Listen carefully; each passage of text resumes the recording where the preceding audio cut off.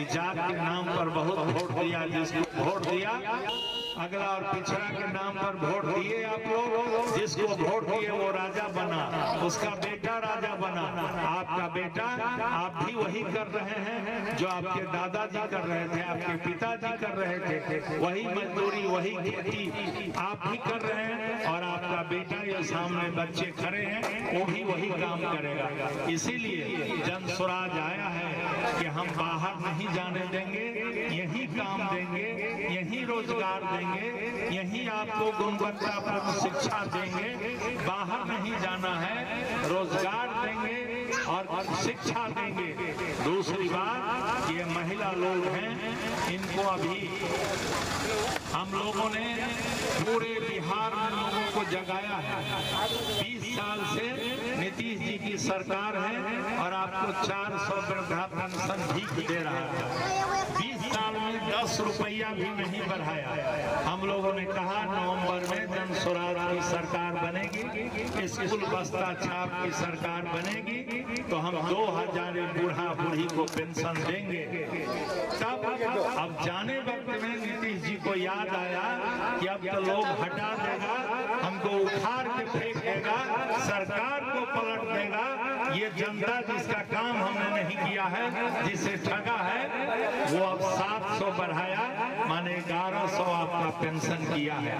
हम लोगों ने ये केवल जन स्वराज का असर है, ये केवल जन स्वराज के गांव-गांव लोगों को जगाने का असर है। हम लोगों ने कहा है कि 1100 में दम नहीं, 2000 से कम नहीं। नवंबर में जन स्वराज की सरकार बनती है, 2000 सम्मान पेंशन हर बूढ़ा बूढ़ी को एक तारीख आपके खाते में जाएगा। ये हमारा संकल्प है, ये जन स्वराज का संकल्प है, वादा है। दूसरा हम कहना चाहते हैं कि आपको अब ये नीतीश सरकार को अब याद आया कि हमें लोग हटाने वाले हैं, तो कहा कि सब महिला को हम देंगे 10-10 हजार रुपया व्यापार करने के लिए।